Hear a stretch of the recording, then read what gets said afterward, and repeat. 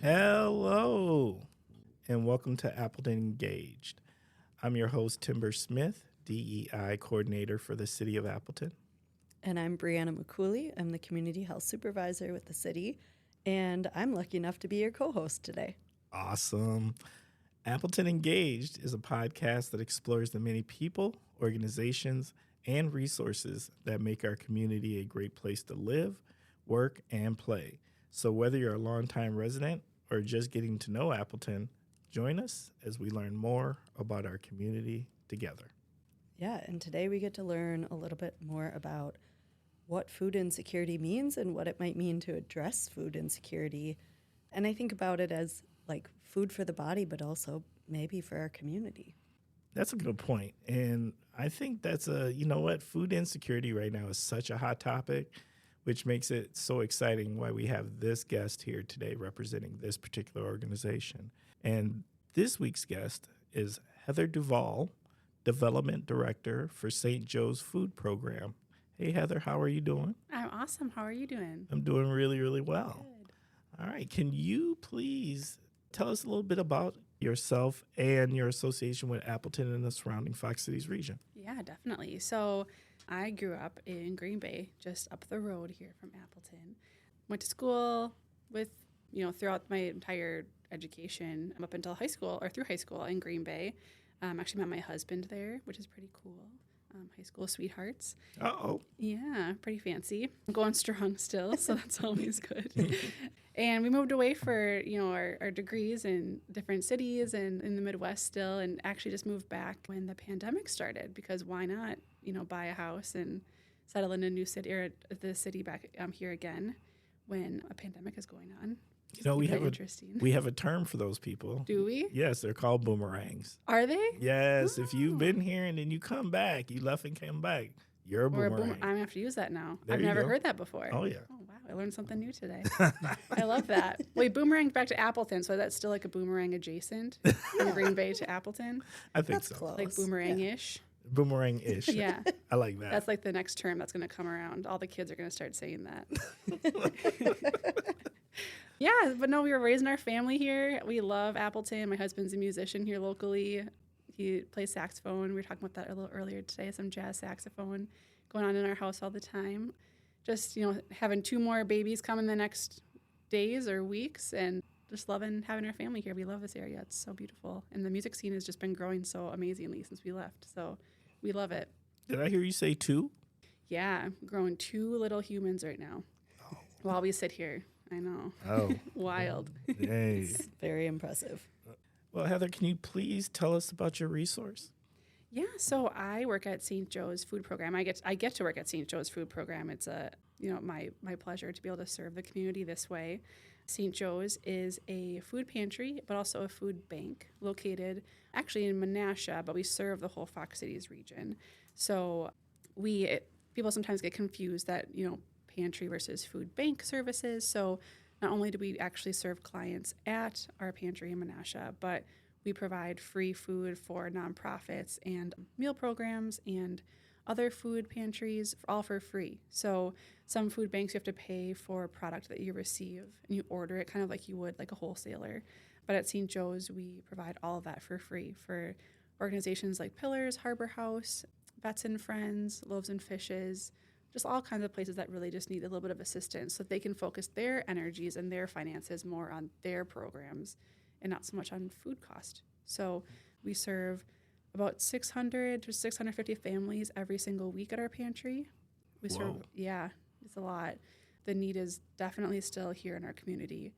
We've saw a big uptick since COVID and a lot of the funding went away. We received extra funding, stimulus checks and all of that, extra SNAP benefits went away this past year. So we did see a rise in numbers since that kind of shifted.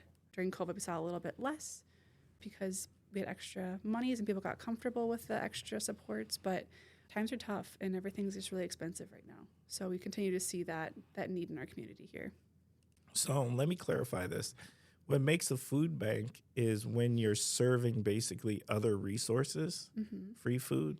Yeah, yep. So in food banks, some charge, we don't for our products. So it's basically like a when you buy like a bunch of food from, or like when someone would order food as like a restaurant from a wholesaler, that's kind of like that bank kind of idea. Whereas a pantry, you serve the client directly. Okay. So when the client comes to our window and we give them a bag of food, that's the pantry service. When we go out with our trucks, we have a whole fleet of trucks and deliver product, that's the food bank services side. And you said when the client comes up to the window, can you tell us a little bit about what that process is? Yeah, because that probably sounds really confusing otherwise. Yeah. So during COVID, so before COVID, we served clients like a store model, like you see for most food pantries. Then obviously COVID happened and kind of changed how we did everything in the world. Couldn't have volunteers be that close to each other. We couldn't have all the clients coming into our building at the same time, just for health and safety reasons. So we implemented actually a drive-through model. So we have 3 drive-through windows, like McDonald's kind of style. We pack all of the groceries into the bags and boxes for our clients every single day, or Monday through Thursday.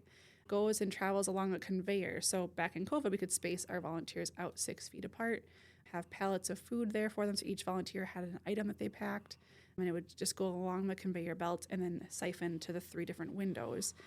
And we actually still have that model today because our clients really like it. Because, I mean, I don't know about you all, but I love curbside pickup. And I, especially in the winter, don't want to get out of my car because it's cold and I don't like the cold.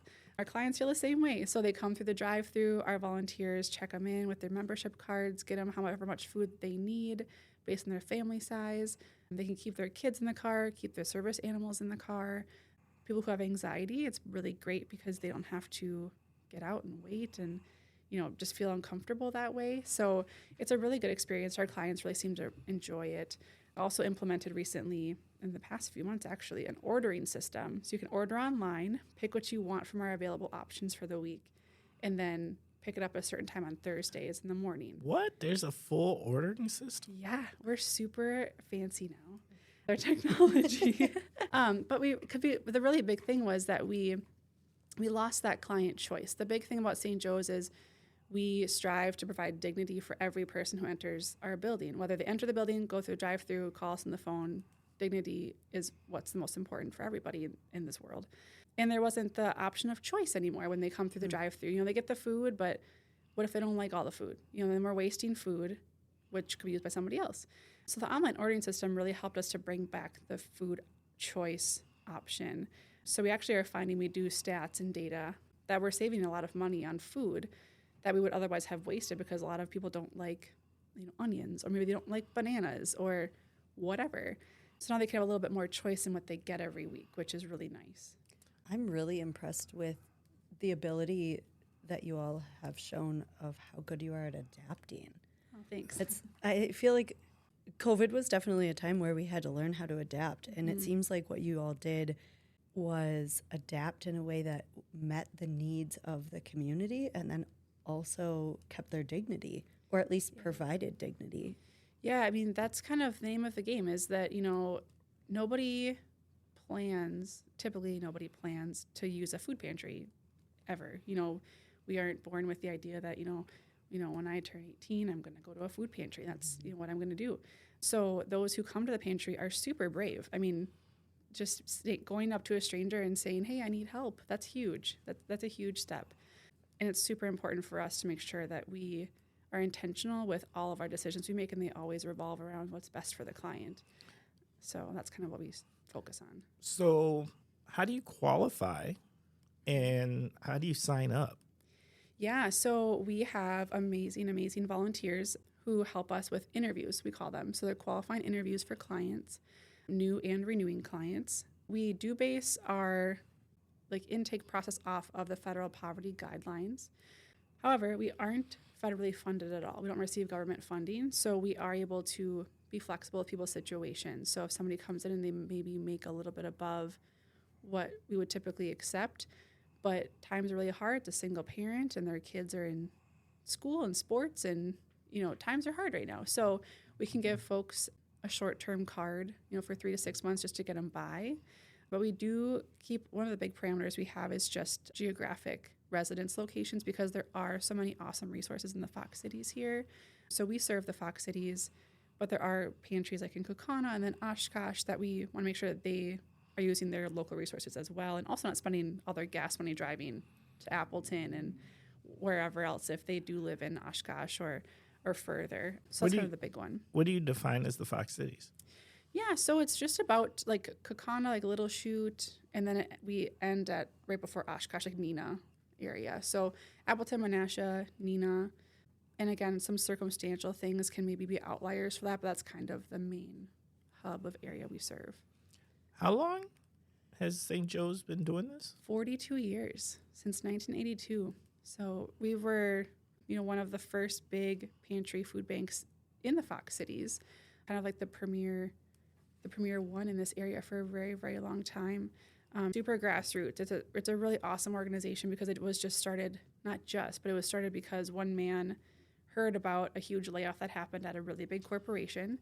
He was driving to work down the highway, heard all this awful news about all these people who lost their jobs so suddenly. Looking out the window on 41, you see all cornfields and cornfields and cornfields. He saw all of these plants just kind of going to waste, all this produce. And he thought, my goodness, what would happen if I lost my job today? How would I feed my family? And all these things are going to waste that we're seeing in these fields. So what can I do? So Tom Schultz is his name, amazing, amazing man. He just passed away recently in the past about a year and a half now. But he went back to his parish, St. Joe's Parish in Appleton, which is where we get our name from. And he went to the Social Concerns Committee and just said, what are we going to do about this? He took time off of his actual job and started St. Joe's in the basement of the church and grew from 40 families to now we serve over 9,000 people a year in different capacities. So just amazing growth. We actually started in the basement of that church, and then in 1996, we received our building for $100 that we're currently in, which is amazing. Full warehouse, freezers, coolers, walk-in freezers, coolers, a whole production floor, just beautiful. So we're super fortunate to just have been here for so long and be a staple in the community that people still reach out to and want to support. Yeah, and one of the things that I heard is that if people have certain diets that they need to follow, you guys have been really unique in helping them to find the food that's going to be they're going to be able to eat. Can you tell us more about that? Definitely, yeah. So not only do we provide at least 7 fruits and veggies that are fresh every week, because it's really important to have good food in your body, otherwise you're not going to be able to be successful in your day. But we also have what we call a food pharmacy program. So that program is diet specific. Actually, you don't even need a doctor's note for it. You just enroll on your own. So you typically would get a bag of staple goods, which is like non-perishables, and then a bag of fresh produce. And you get milk, eggs, and bread every single week when you come in. But for the food pharmacy program, you can swap out your non-perishable bag for one that's full of low sugar, low sodium items. If you have celiac disease, we have gluten-free products purchased or have donated to us. And it's the great thing is that you don't have to have a doctor's note for those things. You can just decide, I think I feel icky when I eat bread. Let's try a gluten-free or less gluten lifestyle. You can just call us and enroll yourself in that program. What's a myth? What's a big myth that we as the unknowing public and residents of our city misunderstand about food pantries, food banks, and what's going on with food challenges right now? Yeah. Oh, goodness. That's a whole other episode worth, I think, too. Sorry. No, that's good. It's a beautiful question. So, I think the biggest misnomer about food pantries is it's all just like filler foods and mac and cheese and kind of just like garbage things that make you feel like garbage. At St. Joe, and some pantries maybe are like that. We are really, really grateful that we can provide more healthy options. We actually grow our own food at St. Joe's. We have a garden in the back, so we grow produce and then bring it in and hand it out the windows. We actually have hydroponic units as well, and we grow lettuce inside the building all year round. So I think people think pantry and they think, just getting kind of mac and cheese ramen, stuff like that. Right, whatever's given to you. Right, yeah, and that there is, just not a lot of options. and that you just kind of get what you get, but that's why we have the ordering system. And that's why most pantries, you pick the shelves, what you want. And we're not just a pantry either at St. Joe's. The cool thing is that we really want to educate folks as well about how to use food and how to feed our bodies good food and how to cook as well. Because, some people who are in a cycle of poverty and food insecurity, that's something that might be a cyclical family dynamic, unfortunately. And they might be living in a state of unrest and never really learned those skills of cooking and how do you dice an onion? How do you cook a potato? We actually have a program called Champion of Nutrition. It's our Champ meal. And it's kind of like a HelloFresh kit. So every other month each family will get a bag with all the ingredients, a recipe card, a link to a video on how to make that food item. Because we want to educate the community as well about how to feed your body, but also feed your family and make a good meal together, make those memories. That so many great things happen around food. Why else do we go out to eat dinner? Not just, obviously for good food, but it's the conversation, it's the memory of cooking, your grandma's favorite cookie recipe or whatever it might be, hot dish or, tater tot casserole at my grandma's house up north, and those are things we want every family to experience, not just because you're going to a pantry that you shouldn't get those kind of memories in your family. That would be silly. What other kind of programs do you have? Yeah, we have a lot of great things going on at St. Joe's. So one of our biggest impact areas is our backpack food assistance program. So there are a lot of students in our community here who are on food assistance programs at school, whether it be before school breakfast, school lunch programs. There's just so many different things that they need while they're at school. Then they go home for the weekend and might not have the resources that they need to fill their bellies all weekend. And I think that's kind of to answer your question from before too. That's kind of a negative thought people have is like, why are people having these kids they can't feed? And that why the backpack food assistance program, they should be able to provide their kids their own lunch. But it's such a cycle of poverty that happens and it trickles into every area of a family. So for backpack food assistance, at least we provide food for the weekend they wouldn't otherwise have because maybe mom and dad or guardian or grandma and grandpa are working extra jobs in the weekend just to make a little bit more money. Maybe they work a swing shift and, we don't know the reasons why kids need food on the weekend when they're away from school. So we provide about approximately 1,500 backpacks to 9 area school districts for food for the weekend for these students. It includes 2 breakfast, 2 lunch, and 2 dinner items, as well as some snacks. And they're served for kindergarten through 12th graders. So they're all really easy to access. They're easy to open, easy to heat up because a kindergartner would have to prepare them if they were by themselves.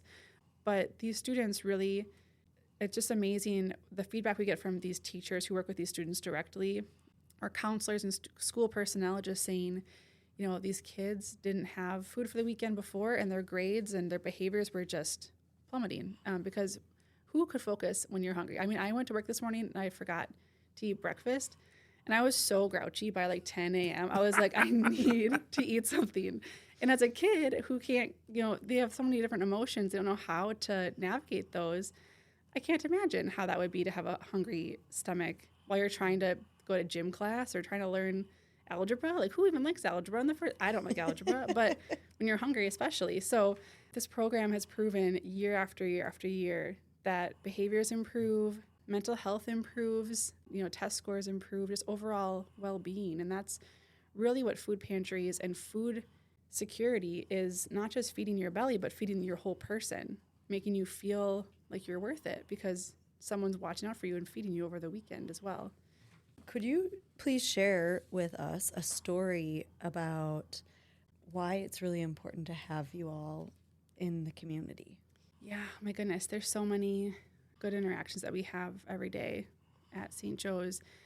One of the big things, or one of the big stories that I heard recently actually was this gentleman. He was dealing with cancer and, going through so many different treatments and just not feeling good. And on top of that, he's hungry. He's not eating the good foods to make his body be able to fight what he's fighting and just really making it even more difficult to get through his diagnosis. And he came to St. Joe's and he was able to receive all this fresh food He's getting chicken, he's getting bananas and potatoes and all these things he could actually cook with. He loves cooking, but he wasn't able to cook with a lot of things before this. And he was just saying that now he has the strength to work through this illness that he's facing, and he feels more like a human again because he was able to cook and use these skills and this passion that he had for cooking that otherwise he wouldn't have been able to afford all of these produce items. And the great thing, is a lot of our clients even mention, they might be on different benefits like WIC or SNAP, which our food supplements what they can purchase with those cards as well. So our food isn't going to feed you for the entire week because that would be a lot of food, which we're happy to provide a lot of food every time you come, but usually you need to supplement it with a little bit more than that. So just being able to bring together what they can afford and what we can provide makes you feel like a person again. And that's really what he described when he was talking about that, which is really awesome. Are there any upcoming initiatives or events or engagement opportunities for St. Joe's? Yeah, so we are currently going through our first ever capital campaign in 42 years, which is really remarkable because we've just been so supported for so long by our community. We haven't had to have a capital campaign. But again, like I mentioned, we really want to focus on dignity and clients first. So our capital campaign focuses on renovating our current building over in Menasha to better serve our clients. So if you've ever been to St. Joe's before, if you're listening, you've been to St. Joe's, you might have seen our clients, their, air quote, waiting room is a hallway with some chairs, which is not ideal. Nobody deserves to wait in a hallway like that. So one of our big things is we're making a better client waiting space, private offices for them to have those interviews, because a lot of conversations happen in those interviews that are vulnerable and they deserve to be behind a closed door in a beautiful space so you feel appreciated and calm. That's one of our big areas, helping to bring a better volunteer break area because our volunteers, we have over 260 volunteers who regularly give their time. We only have 8 staff members at St. Joe's. Wow. Yeah, which is, volunteers are the true reason that we are able to do what we do every single day. So yeah, it's really a project for the community to bring a better experience to everyone who enters our doors. So we're really excited. We're at 93% of our $1.95 million goal. So that's one of our big focus area right now is just getting to that 100%. So we're still looking for sponsors. There's naming opportunities, lots of really cool things you can do within the building to honor people in memory or honor of somebody if you make a donation as well. But we're also really blessed to have a lot of community partners who put on events for us to benefit St. Joe's. So we have a 5K, 10K run walk in October. It's actually at our building, like it's around the neighborhood. Through the Pace Setters, which is a local organization as well, like a running and walking club. So yeah, lots of really fun things going on. We have, we're partnering with some great people in the community for food drives all the time. Shred events, partner with food drives is the new big thing. So our website has a ton of different opportunities for folks to get involved at St. Joe's. Yeah, and is there anything in particular that the community can do to be helpful, like a volunteer opportunity or something like that? Totally, yeah. So we are always looking for volunteers. We love having groups, like small groups come in, learn more about what we're doing, take a tour. You can volunteer. A lot of our hours are during the daytime, but we do have Monday evening shifts as well for our pantry services. So if you want to pack groceries, if that's like a really big passion of yours, you do jigsaw puzzles, you can fit everything into the bags that way. That's great. If you like working with clients directly and talking to folks who come through our doors, we have interview opportunities. So you can interview the clients who come in, which is really a really cool experience, really humbling. It's just really awesome. But there's always something for everybody there. So, we have those opportunities. Food drives are awesome. You can start, getting people involved with food drives at any age. That's a great thing for clubs or school projects, businesses. We have food of the month. So we focus on a different food every month for, raising so many cans of tuna, I think next month is, and just kind of fun things like that, just to make it interactive for everybody. Now, I know that my grandpa has a big garden and he brings his produce there sometimes. Awesome. Yeah. Is that's something people can do? Yeah, so we have Grow a Row, which is our, fresh produce initiative. So last year we actually were given 55,000 pounds of fresh produce from our community members. Oh. I know. It's a lot. It's amazing. And we love Grow a Row season. It's just the most fun because every day some new produce comes in. Like I learned about what a rutabaga is. I know what it is, but I never know like how you cook a rutabaga or like what it tastes like. So that's something you can, learn, try something new to grow and donate to St. Joe's. But yeah, so we actually have a lot of community partner organizations who grow for us. So if you like baseball, the Timber Rattlers actually have a garden behind the big slide. Really? Yeah, it's hard to see. Oh, You just gotta sneak wow. back there. There's a big sign, like a banner. How cool. Yeah, so they grow for us. Network Health, there's a lot of really awesome organizations who do. Peterson Farms does a really big garden for us. Like I mentioned, we have one behind our building that's gardened for us as well. But it's just a really great way to introduce more produce into the bags and lives of our clients to make sure everyone's receiving all that good, yummy food we love in the summertime that otherwise you couldn't maybe not afford because produce is expensive. And, it's just a great way to offer those awesome things to our clients. Who can people contact if they would like to learn more?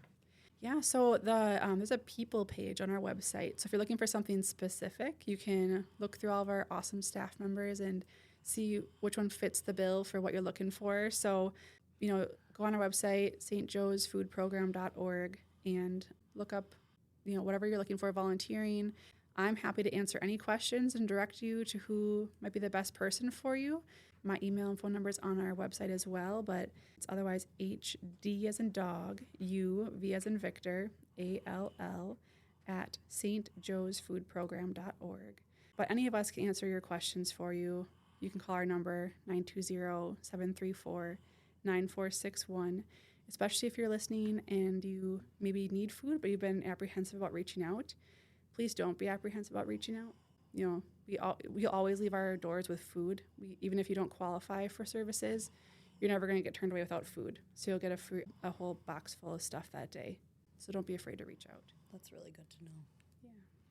Is there any additional information that maybe we didn't ask a question about today that you feel is important for the Appleton Engaged listeners to know?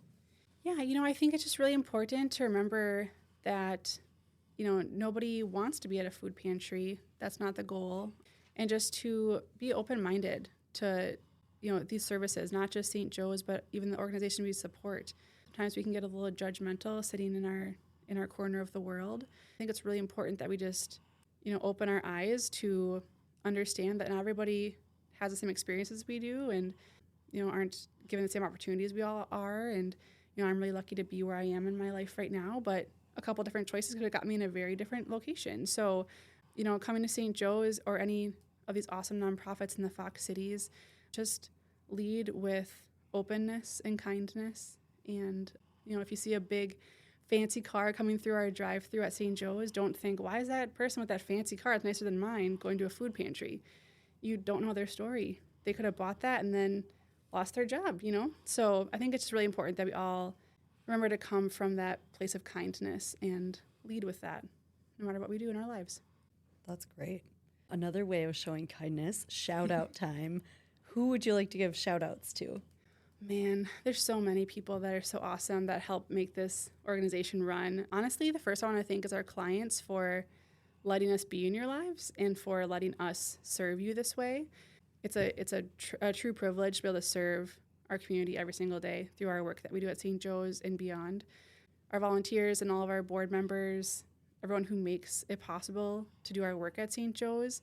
Like I said, we truly couldn't do it without them. It's just amazing. And a lot of our donors a lot of our volunteers are donors.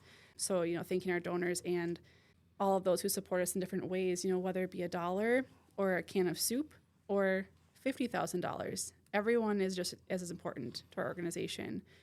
Yeah, and just my fellow staff members for just being awesome and encouraging each other along the way. I think it's, nonprofits can be a high burnout field, and some days are harder than others, but thanks to all these awesome people that we work with, it makes it super fun and easy. All right, Heather.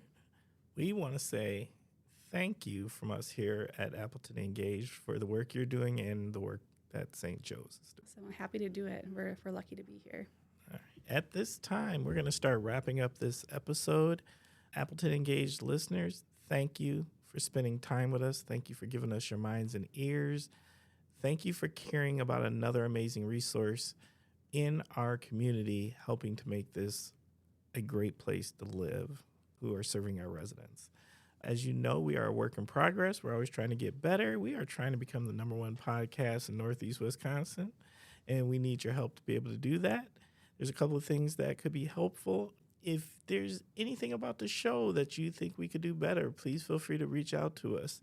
If you would like to be a guest, please feel free to reach out to us. If you would like to recommend a guest, please feel free to reach out to us. And you can reach us at diversity@appleton.org. Once again, that is diversity@appleton.org. And let us know what you're thinking. Let us know how we can improve. And also let us know if you want to be a participant, because we'd love to have you here. Also, we are a work in progress, trying to make this community a better place. And what we really like is help trying to get Appleton engaged in front of more eyes and more ears. The more community members that learn about this amazing podcast, sharing all of these resources that we have in our region, the better community I think that we can help continue to create. And how can you help? Well, it's not hard. All I need you to do is, while you're listening to this podcast right now, hit the subscribe button. And if you got a few more seconds, fill out a quick review and let us know how we're doing, good, bad, or indifferent. What these things do is it improves our analytics. And the better our analytics, the more people learn about this amazing podcast / resource known as Appleton Engaged. Well, Heather, thank you so much for sharing. It was really great to talk with you. And I appreciate you telling us a lot about how St. Joe's started, how it's adapted and changed, and especially how much of a welcoming space it is. I'm hoping that our listeners heard something from this about the different programs and what you all offer that they find maybe is right for them. So I hope so thank too. you. Yeah, thank you so much for having me. Well, until next time, stay thoughtful, stay curious, and stay engaged.